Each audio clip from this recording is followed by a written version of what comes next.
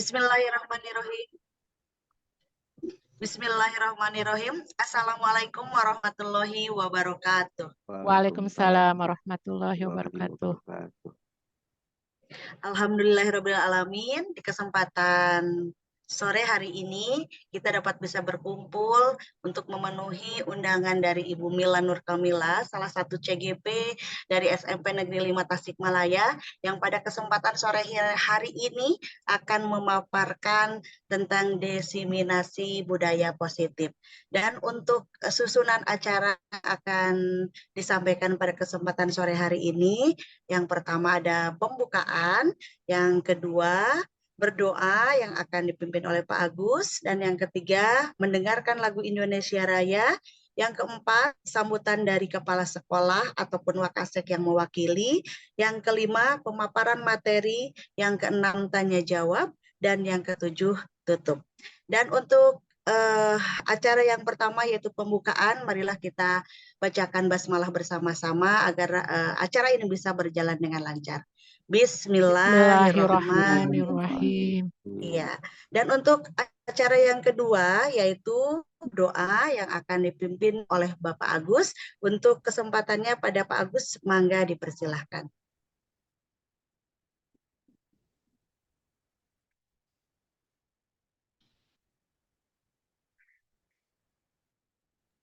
Pak Agusnya Bismillahirrahmanirrahim. Assalamualaikum warahmatullahi wabarakatuh.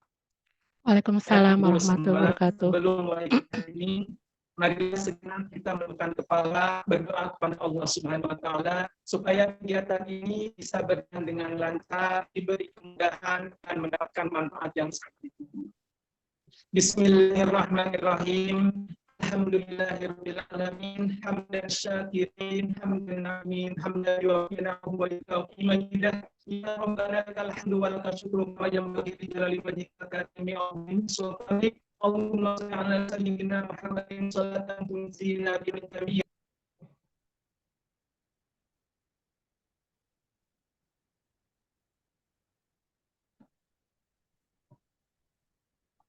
Mungkin dilanjut saja Bu Kiki.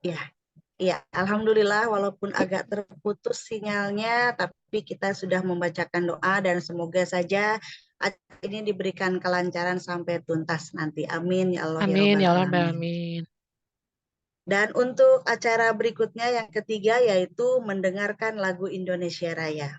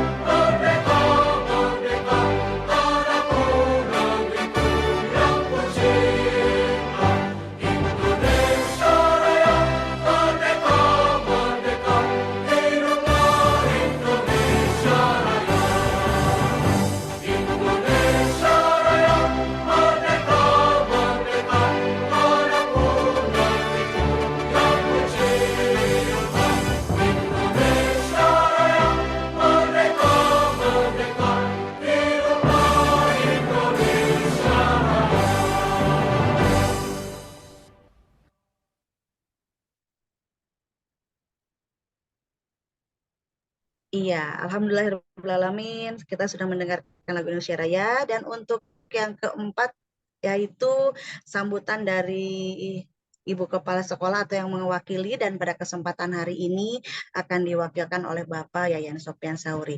Untuk Pak Yayan dipersilahkan untuk memberikan arahan ataupun sambutannya. Terima kasih Bu Kiki. Saya sound dulu barangkali gimana suaranya bisa masuk? Masuk, Alhamdulillah Pak. bisa, Pak. Baik. Baik, terima kasih. Bismillahirrahmanirrahim. Allahumma yasir wa la tu'asir. Assalamualaikum warahmatullahi wabarakatuh. Waalaikumsalam warahmatullahi wabarakatuh. Ibu, rekan guru yang saya hormati, wabil khusus kepada Ibu Mila, CGP yang pada saat ini akan menyampaikan berbagai informasi terkait dengan implementasi budaya positif. Hadirin yang berbahagia, pertama-tama marilah kita panjatkan puji dan syukur kehadirat Allah Subhanahu wa taala bahwasanya alhamdulillah pada sore ini kita bisa bertemu walau dalam tatap maya dan kita semua ada dalam keadaan sehat walafiat. Salawat serta salam mudah-mudahan senantiasa terlimpah curah kepada junjungan kita Habibana wa Nabiyana Muhammad Sallallahu alaihi sallallahu wasallam. alaihi wasallam. Bapak dan Ibu yang saya hormati, selanjutnya saya sampaikan permohonan maaf dari Ibu Kepala Sekolah bahwasanya beliau pada sore ini tidak bisa bersama kita dikarenakan ada kegiatan lainnya. Tapi walau demikian, insya Allah mudah-mudahan tidak mengurangi khidmat dari kegiatan kita sore hari ini. Selamat kepada Ibu Mila yang tentunya dengan rekan-rekan CGP lainnya ya yang pada dasarnya saat ini lagi berkegiatan mengikuti pendidikan guru penggerak yang sudah berlangsung sekitar 2 bulan ya, dan mudah-mudahan diberi kelancaran hingga nanti sehingga sampai saat ini pun Bu Mila dan rekan-rekan yang lainnya bisa mengimplementasikan atau mengamalkan apa-apa yang Ibu Mila dan rekan lain terima ya, saat mengikuti pendidikan guru penggerak. Pada kali ini tajuknya diseminasi budaya positif yang telah Bu Mila dapatkan secara informasi dari PGP atau Pendidikan Guru Penggerak, tentunya akan membawa dampak positif bagi kita semua, di mana kita akan sama-sama paling tidak merefleksi terhadap keseharian kita dalam berkegiatan secara rutin, tentang sudah sejauh mana ada hal-hal yang laksanakan di kesehariannya itu sudah on the track atau masih perlu peningkatan, atau bahkan ada hal-hal yang miss ya kalau dikaitkan dengan informasi yang akan Ibu Mila diseminasikan. Mudah-mudahan rekan guru yang ada di sini yang menjadi peserta mungkin dari diseminasinya Bu Mila bisa mendapat luar biasa sehingga kita bisa menerapkannya dalam kegiatan rutinitas kita di keseharian kita. Selain itu juga insya Allah apa-apa yang akan di-sharekan oleh Bu Mila bisa berdampak yang ujungnya pastinya ya kita sangat berharap ujungnya itu akan dirasa dampaknya dengan manfaat yang tentunya positif bagi para siswa kita. Saya sangat berharap kegiatan ini bisa dilaksanakan dengan cara interaktif. Jadi Bapak dan Ibu peserta di sini, silahkan ini manfaatkan waktunya, bisa bertanya kepada Ibu Mila tentang hal-hal yang akan di-share oleh Bu Mila, kalau itu dirasa perlu penjelasan lebih. Semangat Bu Mila, rekan-rekan yang lainnya juga selamat mengikuti untuk kita semua ya, untuk mengikuti kegiatan diseminasi ini. Sekian, billahi taufiq wal hidayah. Wassalamualaikum warahmatullahi wabarakatuh. Waalaikumsalam Assalamualaikum warahmatullahi wabarakatuh. Terima kasih untuk Pak Yayan yang sudah memberikan sambutan dan penguatan pada kita di kesempatan sore hari ini. Dan untuk acara selanjutnya yaitu yang tunggu-tunggu oleh kita nih, pemaparan materi, pemaparannya yaitu oleh Ibu Mila Nur Kamila, yaitu tentang diseminasi budaya positif. Untuk Bu Mila Nur Kamila dipersilahkan untuk memaparkan presentasinya. Terima kasih Ibu Moderator, dan terima kasih juga untuk Ibu Bapak semuanya yang pada kesempatan kali ini sudah meluangkan waktunya untuk mengikuti diseminasi budaya positif dari kegiatan CGP saya selama pendidikan PGP yang sudah berlangsung sekitar 2 bulan ini. Baiklah Ibu Bapak, izin saya memulai pemaparannya. Bismillahirrahmanirrahim. Alhamdulillahirrahmanirrahim. Puji dan syukur saya ucapkan begitu berlimpah kepada Allah Subhanahu wa taala yang telah memberikan kesempatan kita bisa bertemu pada kesempatan berbagi ilmu. Saya menyebutnya ini berbagi ilmu karena insya Allah yang berbagi itu bukan cuma saya kepada Ibu Bapak, tapi Ibu Bapak kepada saya. Jadi kita sama-sama sharing ilmu. Mudah-mudahan dari apa yang akan saya paparkan, nanti kita semua bisa mengambil hikmahnya, mengambil ilmunya gitu, dan bisa diterapkan insya Allah di sekolah atau di tempat kita mendidik anak-anak. Baiklah Ibu Bapak, izin saya share screen dulu. Izin Ibu Bapak, apakah suara saya terdengar jelas? Dengar. Terima kasih. Jelas, jelas. Izin share screen Ibu Bapak.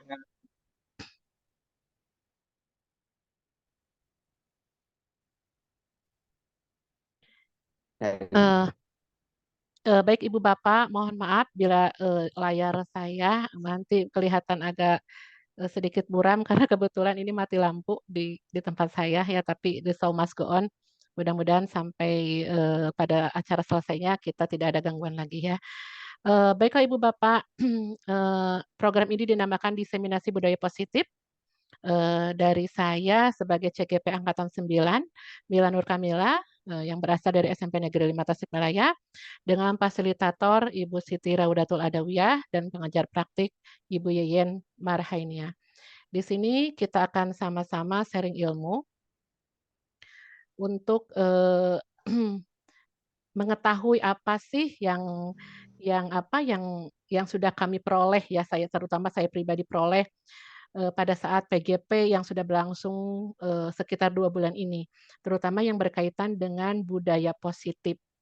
Jadi budaya positif itu harus, bahkan mungkin di seluruh sekolah harus memiliki budaya positif untuk membuat peserta didik kita merasa nyaman, sehingga dengan perasaan nyaman tersebut para siswa tersebut akan mendapatkan cita-citanya atau akan mudah meraih cita-citanya.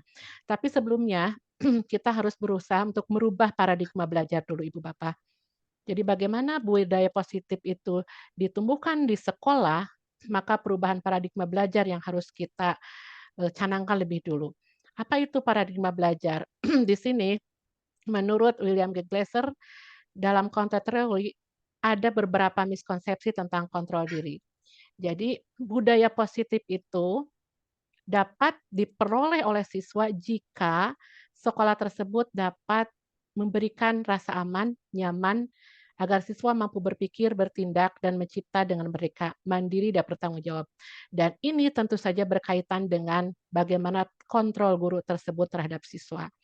Namun selama ini yang kita lakukan ternyata selama ini kita merasa bahwa semuanya sudah benar, semuanya sudah sesuai aturan.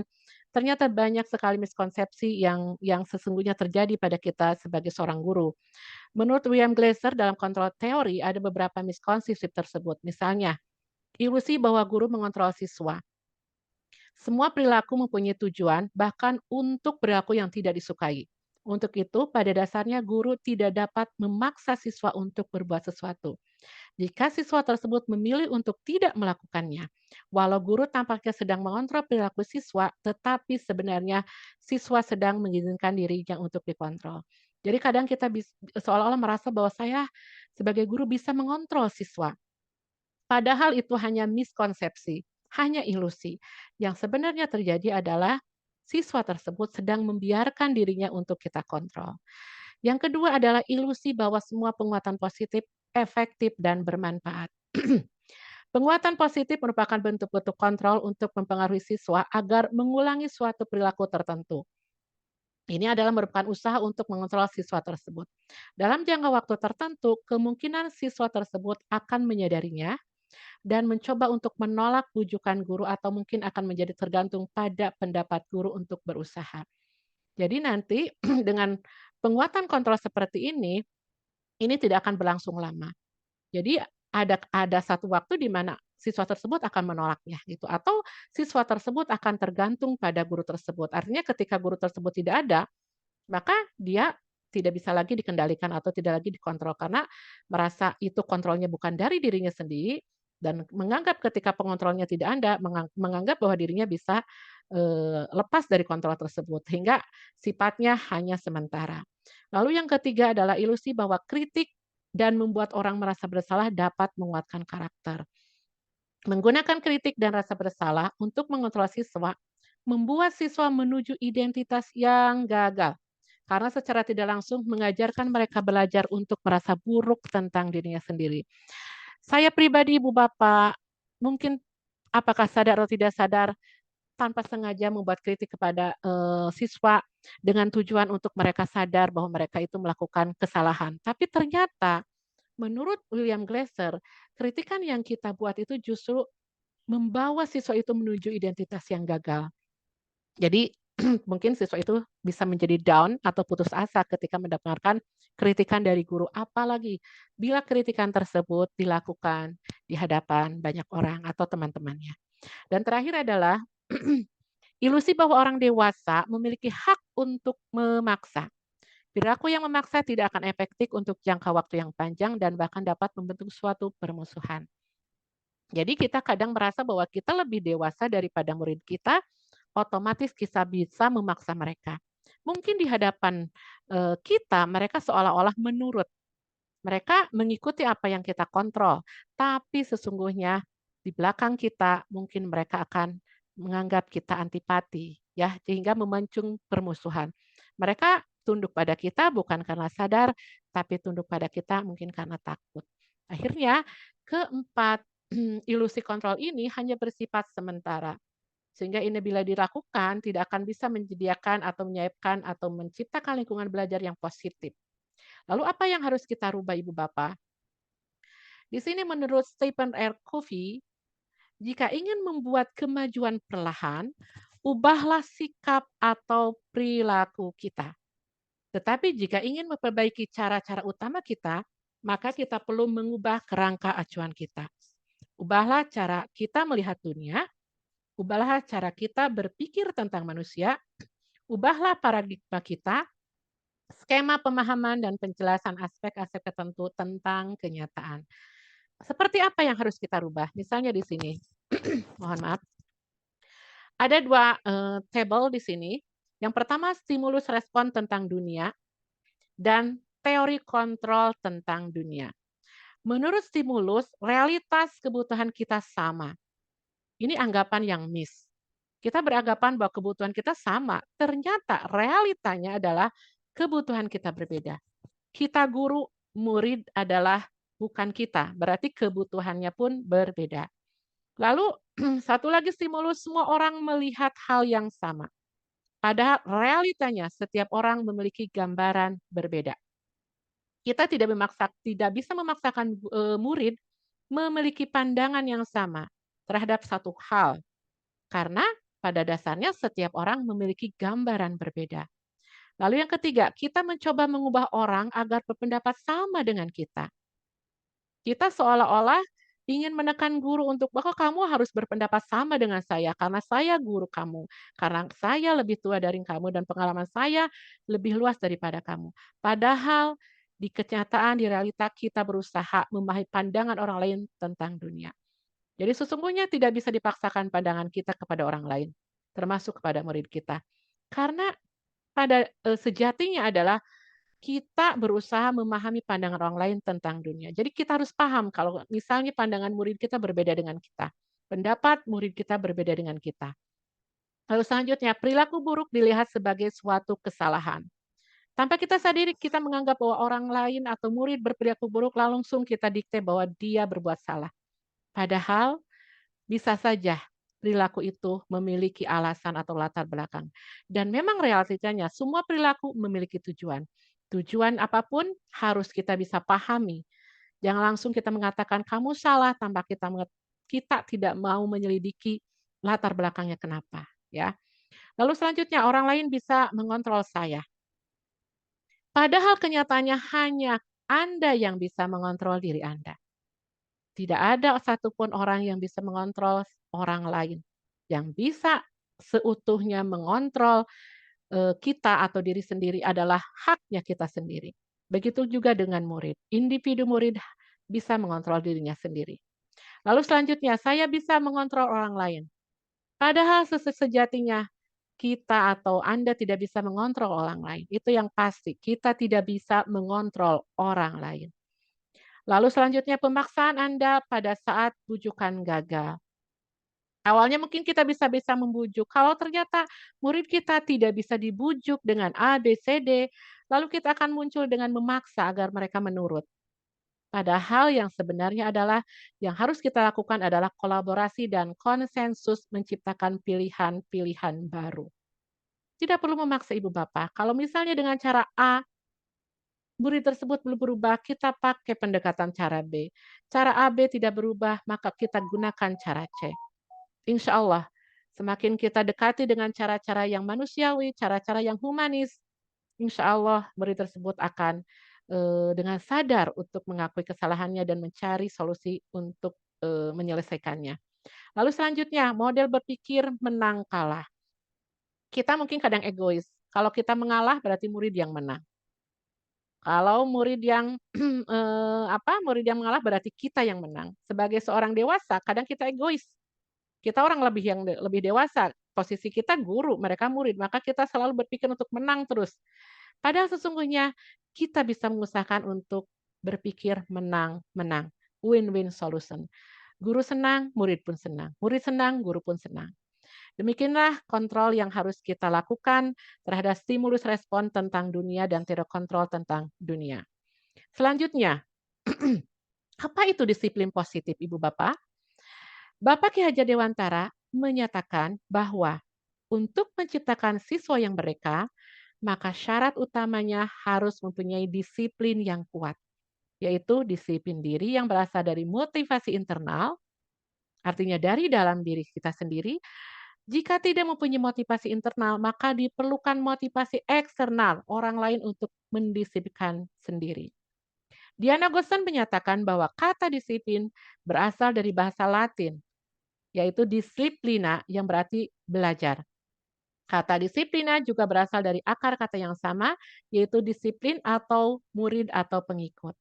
Diana juga menyatakan bahwa disiplin juga berkonotasi dengan disiplin diri siswa. Disiplin diri dapat membuat seseorang menggali semua potensi dirinya untuk mencapai suatu tujuan, sesuatu yang dihargai dan bermakna. Jadi tujuan dari disiplin positif adalah untuk menanamkan motivasi kepada semua siswa kita, agar mereka menjadi orang yang mereka inginkan dan menghargai diri sendiri dengan nilai-nilai yang mereka percayai. Motivasi ini berasal dari diri sendiri atau internal, sehingga akan berdampak jangka panjang dan tidak akan terpengaruh dengan adanya hukuman atau hadiah. Artinya, sangat dibutuhkan semua siswa memiliki motivasi tentang disiplin positif dari internal. Dan kita sebagai pihak eksternal bisa memaksimalkan disiplin tersebut dengan kontrol-kontrol dan pembiasaan budaya positif yang baik. Baik Ibu Bapak, kita lanjutkan kepada motivasi perilaku manusia. Tadi sudah saya singgung dan kita bahas bersama-sama bahwa semua tindakan pasti ada motivasinya. Semua perilaku orang pasti ada motivasinya. Kenapa kita berperilaku baik pasti ada motivasinya. Kenapa kita melakukan sesuatu yang tidak seharusnya pasti juga ada motivasinya. Nah ini apa sih motivasi perilaku manusia menurut Diana Gostan? Di sini ada 3 Pak, Ibu Bapak. Yang pertama, kita melakukan satu hal karena untuk menghindari ketidaknyamanan atau hukuman. Seseorang berperilaku untuk menghindari permasalahan yang mungkin muncul dan berpengaruh kepada mereka secara fisik, psikologis, atau tidak terpenuhinya kebutuhan mereka. Bila mereka tidak melakukan tindakan tersebut. Misalnya seperti apa? Misalnya seorang murid datang ke sekolah tepat waktu. Kenapa? Motivasi di dalam dirinya karena menghindari hukuman atau menghindari ketidaknyamanan. Murid tersebut tahu bahwa kalau saya terlambat, maka gerbang pasti akan ditutup. Saya tidak akan langsung diperbolehkan masuk. Saya akan dicatat oleh tim disiplin. Saya mungkin akan dipanggil oleh kesiswaan. Saya mungkin akan ditegur. Itu akan membuat dirinya tidak nyaman atau bahkan mungkin karena berulang kali dilakukan itu dia itu akan mendapatkan hukuman. Sehingga motivasi dia kenapa tidak terlambat atau kenapa datang tepat waktu adalah untuk menghindari ketidaknyamanan atau hukuman. Yang kedua, untuk mendapatkan imbalan atau penghargaan dari orang lain. Seseorang berperilaku untuk mendapatkan pujian, hadiah, atau imbalan dari orang lain yang menurut mereka penting dan mereka letakkan dalam dunia berkelas mereka. Seperti apa contohnya? Misalnya seorang murid begitu bersemangat mengikuti pembelajaran. Kenapa? Karena gurunya selalu memberikan reward berupa hadiah. Misalnya ada yang memberikan coklat, ada yang memberikan permen, atau ada yang memberikan tanda bintang kalau siswanya aktif. Jadi murid tersebut ingin terus menjadi siswa yang aktif karena apa? Karena pasti dia tahu akan mendapatkan imbalan atau penghargaan dari guru. Sehingga yang jadikan latar belakang dia melakukan tersebut adalah motivasi untuk mendapatkan imbalan atau penghargaan dari orang lain. Yang ketiga, untuk menjadi orang yang mereka inginkan dan menghargai diri sendiri dengan nilai-nilai yang mereka percaya. Orang melakukan sesuatu karena nilai-nilai yang mereka yakini dan hargai. Motivasi ini akan membuat orang mempunyai disiplin positif karena motivasinya bersifat internal. Jadi yang ke-1 dan kedua ini motivasinya adalah eksternal. Dan ini bersifat sementara. Ketika stimulusnya sudah tidak ada, maka kemungkinan besar orang itu akan melakukan kesalahan. Misalnya, yang nomor 1, menghindari ketidaknyamanan atau hukuman. Ketika suatu saat dia datang terlambat, tapi ternyata tidak ada hukuman hukuman dari orang lain, ternyata masih bisa masuk, mungkin dia akan melakukan itu lagi. Oh ternyata kesiangan juga tidak apa-apa. Akhirnya kesiangan tersebut akan diulang lagi dan diulang lagi. Karena apa? Karena yang membuat tidak nyamannya sudah tidak ada. Lalu ketika mendapatkan imbalan atau penghargaan, mungkin pada suatu saat guru yang biasa memberikan reward atau hadiah tersebut tidak hadir dalam pembelajaran. Bahkan mungkin diganti oleh guru pengganti. Karena guru bergantinya berbeda gaya mengajarnya dan tidak memberikan reward, mungkin orang yang tadinya semangat akan langsung menurut semangatnya. Kenapa? Buat apa saya aktif? Buat apa saya semangat? Toh saya tidak akan diberikan penghargaan seperti guru yang dulu. Jadi seperti itu. Jadi ini bersifatnya hanya sementara. Tapi kalau kita bisa mendapatkan motivasi yang ketiga, inilah motivasi yang bersifat internal. Motivasi yang muncul dari diri sendiri. Kenapa? Karena orang tersebut melakukannya karena benar-benar menghargai diri sendiri dengan nilai-nilai mereka percaya. Mereka percaya bahwa datang tepat waktu adalah peraturan sekolah yang sudah disepakati bersama-sama. Mereka percaya dengan datang tepat waktu mereka bisa sampai di kelas tanpa harus terburu-buru. Dengan tepat waktu, mereka bisa menghargai waktu orang lain dan waktu yang Allah berikan pada dirinya sendiri. Dan mereka pun akan menghargai kenapa saya bisa aktif meskipun siapapun gurunya ada yang memberi reward atau tidak. Karena saya butuh keaktifan untuk diri saya sendiri. Untuk memperlihatkan bahwa saya mampu. Untuk memperlihatkan bahwa saya aktif untuk kepentingan atau untuk menghargai diri sendiri. Allah sudah memberikan saya kelebihan dengan kepintaran misalnya, kemampuan berbicara sehingga saya diizinkan untuk berbuat aktif. Jadi dia betul-betul menghargai apa yang dia miliki dan nilai-nilai apa yang mereka percayai. Dan dari ketiga motivasi ini, maka yang paling insya Allah harus kita tanamkan kepada anak-anak adalah yang nomor 3. Karena ini motivasi yang bersifat internal. Dan insya Allah ini bersifatnya istiqomah atau permanen ya, karena sudah muncul dari dirinya sendiri. Ibu Bapak, baik kita kelanjutkan dengan kebutuhan dasar manusia. Kenapa kita harus melanjutkan ke sesi tentang kebutuhan dasar manusia? Karena ini berkaitan dengan motivasi orang melakukan sesuatu. Kadang kita langsung mengatakan bahwa orang lain tersebut berbuat salah. Langsung kita mengatakan bahwa kamu nakal. Langsung kita mengatakan bahwa kamu telah melakukan kesalahan. Sehingga kamu harus dihukum. Padahal kita belum mengetahui apa latar belakang yang apa latar belakang yang mendasari kenapa orang tersebut melakukan kesalahan. Dari kebutuhan dasar manusia tersebut, kita bisa lihat apa sih yang membuat mereka melakukan kesalahan tersebut. Misalnya, karena salah satu dari kebutuhan dasar manusia mungkin tidak terpenuhi. Makanya, mohon dengan sangat, kita harus bisa menyelami apa saja yang kemungkinan bisa dilakukan orang tersebut ketika melakukan kesalahan dengan memahami 5 kebutuhan dasar manusia. Yang pertama, kebutuhan bertahan hidup. Kenapa kebutuhan bertahan hidup? Apa sih kebutuhan bertahan hidup? Merupakan kebutuhan yang bersifat psikologis untuk bertahan hidup. Misalnya kesehatan, rumah, dan makanan. Komponen psikologis dari kebutuhan ini adalah kebutuhan dan perasaan aman. Lalu yang kedua, kebutuhan cinta dan kasih sayang. Apa itu kebutuhan cinta dan kasih sayang? Kebutuhan cinta dan kasih sayang adalah kebutuhan psikologis yang meliputi kebutuhan akan hubungan dan koneksi sosial. Nah, selanjutnya kebutuhan penguasaan. Apa itu kebutuhan penguasaan? Kebutuhan penguasaan adalah kebutuhan yang berkaitan dengan kekuatan untuk mencapai sesuatu, menjadi terampil, menjadi kompeten, diakui atas prestasi dan keterampilan, didengarkan, dan memiliki rasa harga diri. Selanjutnya Ibu Bapak, yang keempat adalah kebutuhan kebebasan. Apa itu kebutuhan kebebasan? Kebutuhan kebebasan adalah kebutuhan akan kemandirian, mempunyai pilihan dan mampu mengendalikan arah hidup seseorang. Lalu selanjutnya adalah kebutuhan kesenangan. Kebutuhan untuk merasa senang, misalnya kebutuhan untuk mencari kesenangan, bermain, dan tertawa.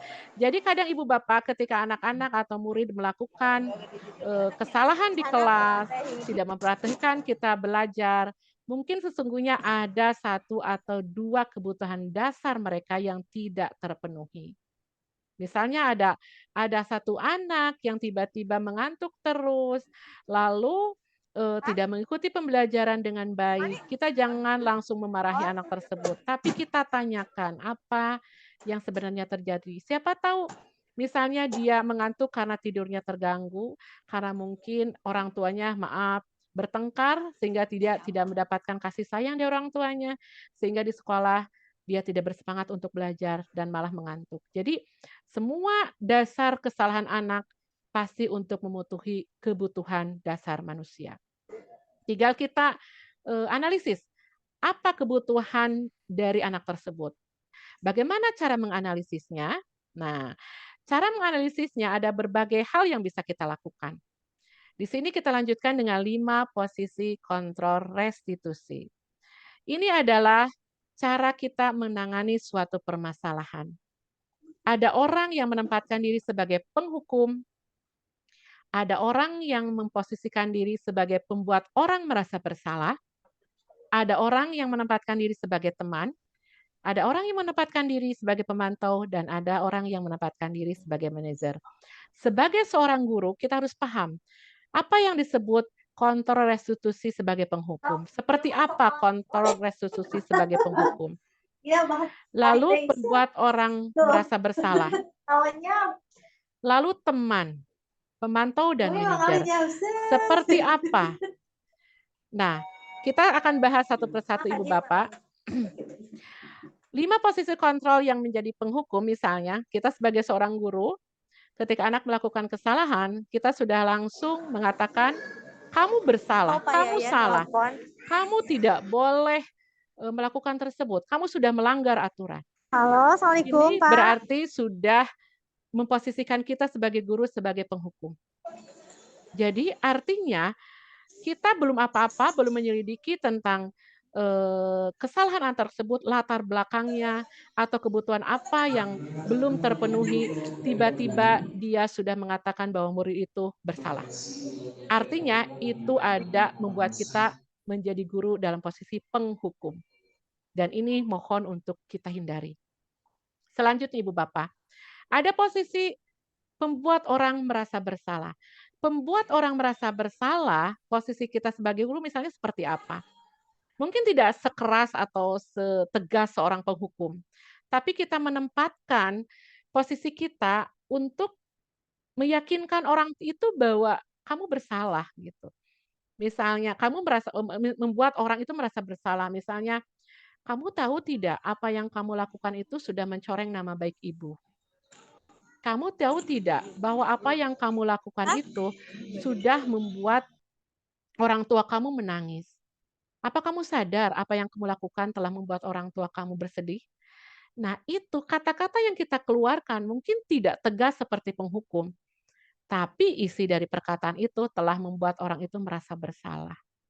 Sehingga orang itu akan merasa down. Nah, posisi penghukum dan pembuat orang merasa bersalah akan menempatkan kita sebagai orang-orang yang tidak termasuk dalam dunia impian murid tersebut. Orang yang biasanya menghukum, orang yang membuat anak-anak itu merasa bersalah, biasanya tidak akan ada dalam pikiran seorang murid. Jadi tidak ada istilahnya, idola, tidak ada istilahnya tauladan. Ya karena apa? Karena orang tersebut murid tersebut sudah dalam posisi yang kurang senang atau merasa down. Karena kita sebagai guru menempatkan dirinya sebagai penghukum dan pembuat orang merasa bersalah. Lalu selanjutnya adalah posisi sebagai teman. Nah, posisi sebagai teman itu seperti apa? Misalnya kalau kita sebagai guru, meminta bantuan kepada, murid seolah-olah itu murid itu teman kita. "Bantu ibu ya, bantu bapak ya untuk melaksanakan ini tolonglah, kan kamu tahu tugas guru itu berat, jadi bantu bapak ya, agar bapak nanti tidak dipanggil oleh kepala sekolah, ya bantu ya." Itu jadi kita yang sebagai guru meminta bantuan kepada murid tersebut gitu, dan itu sebenarnya pada posisi tertentu memang sangat seolah-olah kita itu dekat, seolah-olah itu kayak bestie gitu dengan murid, tapi pada sesungguhnya itu akan membuat harga diri kita sedikit di bawah gitu. Karena apa? Karena nanti mungkin, siswa tersebut akan merasa kita bisa "Kok guru ini seperti ini ya sikapnya," gitu, tidak ada wibawanya gitu, karena menganggapnya seolah-olah basi, padahal kita harus dekat dengan murid, tapi bukan dalam posisi, terlalu dekat yang membuat murid itu bisa, kalau dalam bahasa Sundanya ngelunjak gitu ya. Jadi penghukum, pembuat orang merasa bersalah, dan teman sebaiknya kita hindari dalam melakukan, pengambilan keputusan ketika menyelesaikan masalah. Yang selanjutnya adalah pemantau. Seperti apa pemantau? Pemantau ini adalah posisi guru di mana, eee, mengatasi permasalahan murid selalu berdasarkan aturan. Sebenarnya ini boleh-boleh saja, karena ini pun akan ada kesepakatan konsekuensinya, ya. Misalnya, ketika ada peserta didik datang ke sekolah menggunakan sepatu yang tidak sesuai warna yang seharusnya. Lalu guru tersebut akan memanggil siswa tersebut dan dia akan langsung melihat peraturan sekolah dan menunjukkan kepada siswa tersebut, "Lihatlah ini peraturan sekolahnya, tidak boleh menggunakan sepatu selain warna ini. Nah, kamu tahu tidak konsekuensinya kalau kamu melanggar aturan ini?" Dan anak pun akan, "Oh iya, saya konsekuensinya ini." Jadi seolah-olah, betul-betul ini, ada hitung-hitungan di dalam posisi pemantau. Kalau kamu melakukan kesalahan ini, maka ini loh konsekuensinya. Boleh tidak? Silakan. Selama ini memang kita lakukan, secara baik-baik kepada peserta didik atau kepada murid. Jadi tidak ada penekanan, hanya menyadarkan, peserta didik untuk paham bahwa ini peraturan sekolah dan ini konsekuensinya ketika tidak dilaksanakan. Nah, posisi yang paling ideal dan yang kita harapkan bisa kita lakukan sebagai seorang guru ada di posisi terakhir, yaitu posisi sebagai manajer. Ini posisi yang sangat ideal. Kenapa? Maaf, karena dengan posisi ini, maka seorang guru akan menempatkan siswa yang bermasalah dengan begitu hati-hati. Jadi diselidiki dulu kenapa melakukan kesalahan tersebut. Lalu distabilkan dulu identitasnya agar karena murid tersebut tidak merasalah down, tidak merasa langsung putus asa karena malu melakukan kesalahan. Tapi distabilkan dulu identitasnya. Misalnya ada murid yang ketiduran di ruang kelas atau ada murid yang keceplosan berbicara kasar, kita bisa panggil murid tersebut berbicara berdua, lalu kita awali dengan kenapa, apakah kamu sadar bahwa kamu sudah, mengatakan kata-kata kasar, ibu mendapatkan laporannya dari temanmu. Apakah itu benar? Jadi divalidasikan dulu identitasnya. Lalu, berikan pemahaman bahwa, "Nggak apa-apa, ibu juga dulu seperti itu ketika ibu masih muda, kadang kita keceplosan untuk mengatakan itu." Eee, Artinya si anak itu akan merasa, "Oh iya ya, yang pernah berbuat salah itu bukan saya sendiri." Gitu ya. Nah, lalu selanjutnya kita maju lagi, tapi kalau bisa kita sadari, sebenarnya menurut kamu, kata-kata kasar itu boleh nggak diucapkan kepada orang lain? Nah, itu untuk apa? Untuk maju kepada tahapan kedua, yaitu validasi pembuat kesalahan. Jadi anak itu setelah distabilkan dulu identitasnya, lalu tahapan keduanya adalah memvalidasi tentang apa yang, kesalahan yang dia perbuat. Anak itu akan dengan sendirinya menyadari, "Oh iya Bu, saya sudah salah." "Kenapa salah coba? Apa yang kamu lakukan kepada si A?" "Oh saya keceletuk, menghina fisik," misalnya. Lalu kita, tanyakan lagi, "Sebenarnya menghina fisik itu diperbolehkan tidak, Nak?" Pasti anak itu akan dengan sadar, "Tidak boleh, Bu."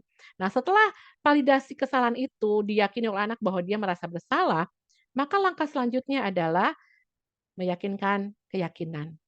Ya, bahwa menyepakati keyakinan. Artinya apa? Setelah itu yakin salah, berarti kita cari solusinya untuk memperbaiki kesalahannya. Kalau begitu, kalau kamu menyadari bahwa kamu salah, berarti kira-kira apa yang harus kamu lakukan. Jadi ditawarkan apa sekiranya solusi yang akan dilakukan. Mungkin anak itu akan berkata, "Oh iya Bu, saya akan minta maaf pada orang tersebut." Yakin akan minta maaf? "Iya Bu." Oke, lalu kita ingatkan juga, kira-kira ada enggak kesepakatan kelas yang sudah kita buat tentang tidak boleh membuli? "Ada Bu, ada poinnya." Anak itu akan tahu karena mungkin kita sudah menempel kesepakatan kelas di kelas.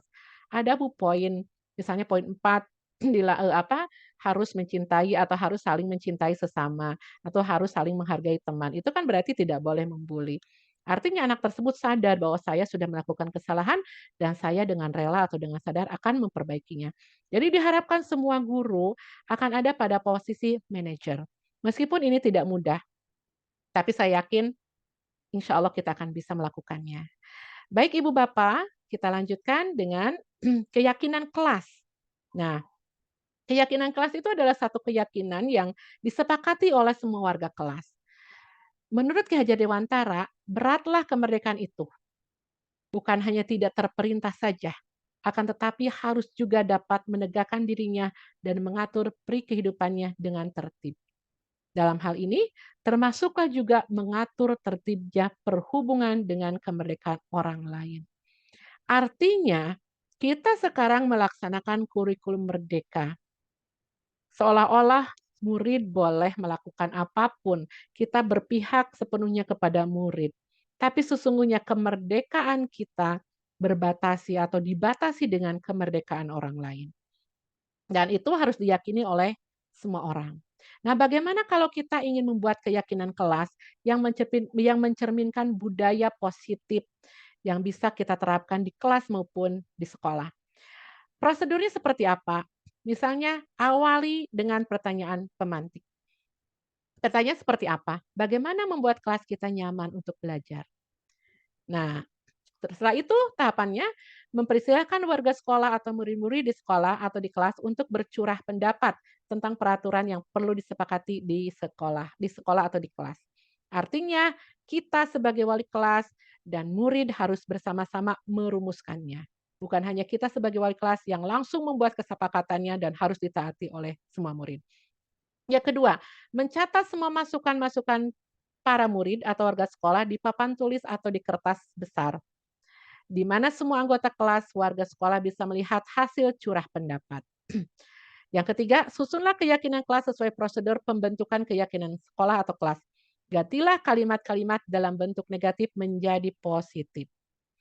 Yang keempat, tinjau kembali daftar curah pendapat yang sudah dicatat. Anda mungkin akan mendapati bahwa pernyataan yang tertulis di sana masih banyak yang berupa peraturan-peraturan. Selanjutnya, ajak warga sekolah, murid-murid untuk menemukan nilai kebajikan atau keyakinan yang dituju dari peraturan tersebut. Kelima, tinjau ulang keyakinan sekolah atau kelas secara bersama-sama. Yang keenam, setelah keyakinan sekolah atau kelas selesai dibuat, maka semua warga sekelas dipersilakan meninjau ulang dan menyetujui dengan menandatangani keyakinan sekolah atau kelas termasuk guru dan semua warga murid. Lalu yang ketujuh, keyakinan sekolah, kelas atau kelas selanjutnya bisa diletakkan di dinding kelas di tempat yang mudah dilihat semua warga kelas. Dengan membuat keyakinan kelas bersama-sama yang isinya tentang budaya positif atau pembiasaan akhlak-akhlak yang baik, insya Allah kita yakin sebagai seorang guru bisa menuntun anak-anak menuju anak-anak yang memiliki perilaku yang baik, anak-anak yang berbudi pekerti yang baik, anak-anak yang bisa menerapkan nilai-nilai profil pelajar Pancasila. Sehingga sebagai seorang guru, kita insya Allah akan berhasil menuntun anak-anak mencapai cita-citanya menjadi seorang manusia yang berguna bagi dirinya sendiri, bagi keluarganya, bagi agamanya, bagi masyarakatnya, dan bagi negaranya. Lalu seperti apa juga Ibu Bapak ketika kita sudah memiliki keyakinan kelas, yang tadi sudah kita bahas tentang segitiga restitusi, yang sudah saya jelaskan tadi, seperti ini ya Ibu Bapak, kita ulangi kembali agar semakin memantapkan. Yang pertama adalah menstabilkan identitas, yang kedua validasi tindakan yang salah, dan yang ketiga menanyakan keyakinan. Jadi Ibu Bapak diharapkan kita sebagai guru ketika mengatasi permasalahan anak maka gunakanlah segitiga restitusi ini. Agar apa? Agar murid-murid itu menyadari kesalahannya sendiri dan meyakini bahwa mereka siap untuk memperbaikinya dengan kesadaran penuh. Begitulah Ibu Bapak diseminasi saya sebagai CGP Antakan 9 tentang tema budaya positif. Mudah-mudahan ilmu yang saya sharing bisa bermanfaat bagi kita semua. Dan mudah-mudahan kita sebagai guru tetap bersemangat untuk menuntun anak-anak menuju anak-anak yang berguna bagi agama, nusa, dan bangsa. Terima kasih atas perhatiannya dan kami kembalikan waktunya kepada Ibu Moderator. Assalamualaikum warahmatullahi wabarakatuh. Waalaikumsalam warahmatullahi wabarakatuh. Alhamdulillahirrahmanirrahim. Wow, keren. Wow, keren. Terima Asik ya, kasih. pokoknya keren banget. Pemaparan ilmunya, pemaparan presentasinya yang sangat luar biasa dan semoga saja bisa mencerahkan kita semua di kesempatan sore hari ini dan bisa mengaplikasikannya di dalam pembelajaran ataupun di kegiatan sehari-hari di dalam kelas ataupun sekolah yang selalu kita rintis supaya lebih baik dan lebih baik lagi. Dan untuk tahap berikutnya yaitu tanya jawab. Di kesempatan sore hari ini barangkali ada yang mau menanyakan sesuatu yang tadi dirasa belum full untuk dijawab oleh Ibu Mila. Mangga Ibu Ani Garning sih barangkali mau memberikan pertanyaannya. Siapa nih? Ada kesempatan masih ada Ibu Mila ya? Ya Ibu, mangga. Mangga. Siapa yang mau bertanya?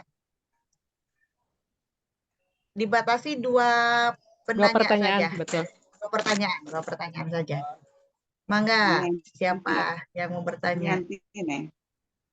Oh iya, Ibu Ani Garningsih, mangga. Mangga Ibu. Oh Neng Yanti. Oh ya, Ibu Yanti, mangga Ibu Yanti. Makanan nih. Nah, udah ada, muncul. Ya, terima kasih Bu Mila. Serena atau? Mohon maaf ini lagi di perjalanan. Assalamualaikum warahmatullahi wabarakatuh. Suara saya terdengar jelas, Bu? Terdengar, Bu Yanti. Baik. Saya ingin menanyakan mengenai segitiga restitusi atau posisi kontrol manajer. 5 posisi kontrol lebih tepatnya. Karena Atau tetap cari lagi di sana ya. karena Ayo, setiap cari lagi di siswa itu sana. kadang ada yang mudah untuk aslinya sudah merdeka ya, mudah Nangis, berdirinya nangis sendiri. ya enak. Ada juga yang masih harus selalu diingatkan. Nah, di dia. Ada Punten siswa Ibu Ai yang di melakukan mute satu dulu. kesalahan. Mas sana setang nih. Bisa Hah? dilanjut. Belum Naon terdengar. teh? Oh iya, lanjut. Ibu Ai, halo Mama melalui Punten. diet kantor naon makanan mah udah. KTWL rupinan. Kayak melarian. Tadi mah Gary paling ya.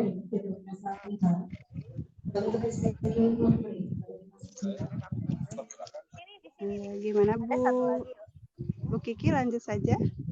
Dilanjut Bu Dilanjut Yanti. aja. Monde. Ya. Ketika ada siswa melakukan satu kesalahan, Ya kemudian kayak kita gini. melakukan posisi kontrol Ini manajer, merek Monde unggul. tapi di kemudian hari dia melakukan kesalahan lagi. Apakah kita boleh melakukan posisi kontrol yang lain, misalnya menjadi posisi kontrol pemantau atau bahkan mungkin posisi kontrol sebagai penghukum gitu, Bu Mila. Terima kasih Bu. Assalamualaikum. Waalaikumsalam warahmatullahi wabarakatuh. Langsung dijawab saja ya Ibu ya, satu persatu. Izin Bu Kiki. Boleh, Ya. mangga. Terima kasih Bu Yanti atas pertanyaannya. Jadi memang intinya Bu Ai, mohon izin Bu Ai untuk memute-kan itunya ya. Terima kasih Bu Ai. Jadi sebenarnya idealnya adalah sebagai posisi manajer. Tapi apakah semua kesalahan bisa dilakukan dengan posisi manajer? Ya, tentu saja itu sangat sulit ya Bu Yanti, karena tergantung pada tingkat kesalahannya gitu ya. Kalau sekiranya kita masih bisa melakukan restitusi dengan posisi sebagai manajer, itu akan lebih baik. Tapi kalau sekiranya anak tersebut lagi-lagi melakukan kesalahan ketika kita sudah mengambil posisi sebagai manajer, anak tersebut sudah terus-terusan melakukan kesalahan. Karena sebagai guru tentu saja kita tidak bisa mengambil tanggung jawab sendiri. Kita bekerja di suatu lembaga yang memiliki aturan, dan sebagai seorang guru atau wali kelas, ketika kita sudah tidak bisa lagi mengatasi anak tersebut, maka kita harus bekerja sama dengan pihak-pihak yang terkait. Misalnya dengan pihak guru yang lain, dengan orang tua, murid, lalu dengan BK. Dan insya Allah Bu, dengan tahapan seperti itu, kita sudah memiliki aturan jelas, apalagi ketika seorang siswa masuk ke SMP 5 sudah ada fakta integritas yang misal ke SMP tertentu sudah ada fakta integritas yang harus ditandatangani tentang kesepakatan bila melakukan kesalahan seperti ini mereka pun sudah menyadari bahwa mereka harus patuh pada aturan. Tapi sekali lagi, kalau selama kita bisa mengatasi permasalahan tersebut kepada anak-anak yang kebetulan kita pegang sebagai anak-anak yang ada di kelas kita, dan kita masih bisa mengatasinya dengan posisi manajer, maka lakukanlah dengan posisi manajer. Tapi bila terus berulang-ulang, kita bisa menjadi posisi pemantau untuk terus meyakinkan anak tentang konsekuensi suatu perbuatan. Agar anak sadar bahwa perbuatannya itu salah, maka konsekuensinya ini. Jadi dilihat dari apa kesalahannya atau tingkat kesalahannya seperti apa. Jadi yang terpenting adalah kita selalu berkoordinasi dengan pihak-pihak yang terkait. Kalau sekiranya kita sudah melakukan berbagai cara sebagai wali kelas, tapi kita belum bisa mengatasi atau bisa mengambil solusi yang terbaik untuk anak, maka kita harus berkomunikasi dengan pihak yang terkait, dengan orang tua, dengan pihak BK, dan tentu saja dengan wali kelas, sehingga nanti akan tercapai satu solusi yang itu tadi, yang bisa win-win solution. Sekolah merasa menang, murid pun merasa menang. Artinya posisi murid tidak boleh, meskipun sebesar apapun kesalahan, yang terpenting adalah kita harus siap untuk tidak berperilaku kasar atau apalagi dengan kekerasan ya Ibu Bapak ya. Meskipun tentu itu tidak mudah ketika anaknya sudah tidak bisa kita kontrol gitu. Demikian Bu Yanti jawabannya. Mudah-mudahan tidak puas Bu Yanti agar Bu Yanti dan kita semua bisa terus mencari ilmu baru lagi dan ilmu baru lagi. Terima kasih Bu Yanti. Ya, terima Selanjutnya, kasih Bu Yanti. selanjutnya satu penanya lagi. Ya, ada Pak Yayan Mangga, dipersilakan Pak Yayan. Pak Yayan. Baik, jadi Bu Kiki, ini luar biasa ya. Kita itu mendapatkan informasi secara apa tuh ya, secara daging semua nih kegiatan ini. Sangat bersyukur bahwasanya saya menjadi bagian dari kegiatan ini. Untuk meyakinkan dan lebih menguatkan, mohon konfirmasinya kepada Ibu Mila ya terkait dengan segitiga restitusi tadi. Adakah fokus mana yang harus didahulukan atau itu sangat bergantung kepada yang terjadi saat anak dalam tanda kutip melakukan kesalahan. Jadi apakah harus mana yang harus didahulukan? Apakah menanyakan keyakinannya dulu atau menstabilkan identitasnya atau bahkan validasi dulu kesalahannya apa? Itu mana yang harus didahulukan? Terima kasih Bu Mila. Terima kasih Pak Yayan pertanyaannya. Bu Kiki izin langsung menjawab Bu Kiki. Ya, mohon Mangga dijawab langsung. Ya, jadi tentang segitiga restitusi sebenarnya itu fleksibel Pak Yayan, tergantung kepada posisi anak itu psikologisnya seperti apa, posisi kesiapan anak itu ketika kita bina, dan tergantung juga kepada kesalahan yang dia perbuat. Jadi meskipun memang runtutannya itu pertama validasi identitas, yang kedua adalah yang pertama adalah menstabilkan identitas, yang kedua validasi kesalahan, dan yang ketiga ada keyakinan kelas, tapi bukan berarti itu paten harus seperti itu gitu. Jadi idealnya memang menstabilkan identitas itu untuk membuat anak itu mau ngomong dengan kita, untuk membuat anak itu mau terbuka dengan kita. Itu mungkin idealnya kenapa posisinya ada di pertama gitu. Tapi kalau merasa oh ini anak siap untuk anak ini nggak terbuka, anak ini pasti tidak akan anak ini orangnya lumayan percaya diri gitu. Kita bisa melihat dari gesturnya. Kita bisa mungkin langsung dengan menanyakan lagi tentang keyakinan yang sudah dibuat gitu Pak Yayan. Jadi intinya itu fleksibel Pak Yayan, tergantung pada kondisi siswa tersebut dan kesalahannya gitu. Demikian Pak Yayan. Mohon mudah-mudahan tidak puas Pak Yayan. Ya, sama-sama. Siap. Sama-sama. Terima kasih Bu Mila. Sama-sama Pak Yayan. Iya, alhamdulillah Bu Yanti sama Pak Yayan, terima kasih yang sudah memberikan apresiasi dan pertanyaan-pertanyaan yang berbobot sekali yang membuat kita menjadi lebih tercerahkan lagi dengan adanya pertanyaan-pertanyaan dua tadi yang menanyakan tentang segitiga restitusi ya, semuanya tentang segitiga restitusi dan 5 posisi kontrol dan tentang kesiapan anak yang tadi sudah Ibu Mila jelaskan tentang bagaimana menstabilkan identitas, mana dulu yang harus dijalankan itu fleksibel saja ya menurut kesiapan ataupun kesalahan anak yang dilakukannya. Mungkin itu saja Ibu Mila, sudah cukup. Terima kasih ilmu dan sharing yang sudah disampaikan pada kesempatan sore hari ini, walaupun sore tetap semangat. Ya, sekali lagi kita bilang, wow, keren. Wow, terima kasih. Keren. Keren sekali ya. Keren. Ibu Bapak semua yang keren. Ibu Bapak semua yang keren. Ya, terima kasih. Ya, Bu Kiki boleh saya memberikan satu statement, satu kata penutup Ibu. Closing statement mungkin. Ya, closing. Ya, Bang. Jadi Ibu Bapak tetap Refleksi semangat. Terakhir. Ya, Ibu Bapak tetap semangat untuk menjadi seorang guru yang baik. Guru yang baik tidak perlu memiliki ilmu yang terlalu tinggi, tapi guru yang baik adalah yang selalu mau mengamalkan ilmu sekecil apapun ilmu yang kita dapatkan. Mulai dari diri sendiri, mulai dari hari ini atau detik ini, dan mulai dari anak-anak yang kita bina. Terima kasih. Assalamualaikum warahmatullahi wabarakatuh. Waalaikumsalam. Wow, merinding sekali ya. Pokoknya well. MP5, ya. well. Keren ya. Terima kasih ya. Ya. Dan alhamdulillah sampai pada penghujung acara di acara ke-7 ini, yaitu penutup, dan kita tutup acara ini bersama-sama dengan membacakan hamdah.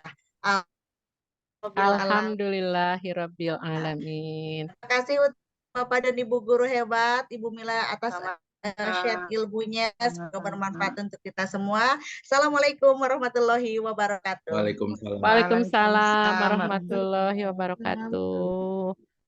Ibu Bapak hatur nuhun. Hatur Terima kasih Bu Ella, Bu nuhun. Kiki, yang telah memfasilitasi kita untuk belajar.